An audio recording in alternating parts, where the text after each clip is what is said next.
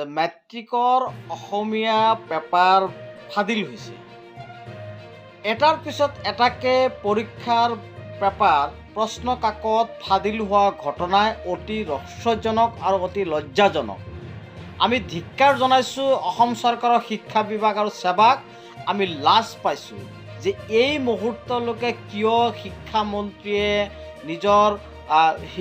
নিজে পদত্যাগ কৰা নাই আৰু সেৱাৰ অধ্যক্ষ জৈন ডাঙৰীয়া আৰু সচিবক কিয় এই মুহূৰ্তত কঠোৰ ব্যৱস্থা গ্ৰহণ কৰা নাই।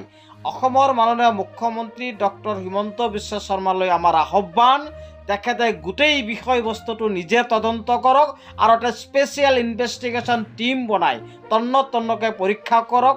ইয়াত কোন দোষী, কোন বিষয়া, কোন শিক্ষক, কোন কৰ্মচাৰী দোষী, তেওঁলোকৰ বিৰুদ্ধে কঠোৰৰ পৰা কঠোৰতম শাস্তি প্ৰদান কৰক। আজি লাখ লাখ ছাত্ৰ ছাত্ৰীসকলৰ ভৱিষ্যত জীৱনলৈ হেতালি খেলা হৈছে। এই তেওঁলোকৰ ভৱিষ্যত জীৱন অন্ধকাৰ দিশলৈ ঠেলি দিয়া হৈছে। এই কথাটো কোনোপধ্যে আমি মানি ল'ব নোৱাৰোঁ। আজি সেৱাক ধ্বংস কৰাৰ এটা ষড়যন্ত্ৰ লিপ্ত হৈছে যেন অনুভৱ হৈছে আৰু এইটো অসম চৰকাৰৰ প্ৰত্যক্ষ আৰু পৰোক্ষভাৱে এইটো উদগনি যোগাইছে বুলি আমি অনুভৱ কৰিব পাৰিছোঁ।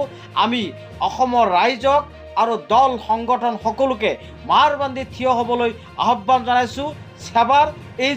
সেৱাৰ বিৰুদ্ধে যি ষড়যন্ত্ৰ আৰম্ভ কৰিছে সেই ষড়যন্ত্ৰ আমি বন্ধ কৰিব লাগিব আৰু এই সেৱাক সংস্কাৰমুখী কৰিব লাগিব আৰু শিক্ষামন্ত্ৰী নীলাজ শিক্ষামন্ত্ৰী অতি সোনকালে পদত্যাগ কৰক আৰু মুখ্যমন্ত্ৰী ডাঙৰীয়া নিজে হস্তক্ষেপ কৰি এই বিভাগটো পৰিচালনা কৰক। আমি এই মুহূৰ্তত প্ৰথম প্ৰতিক্ৰিয়া হিচাপে প্ৰকাশ কৰিছোঁ। ধন্যবাদ।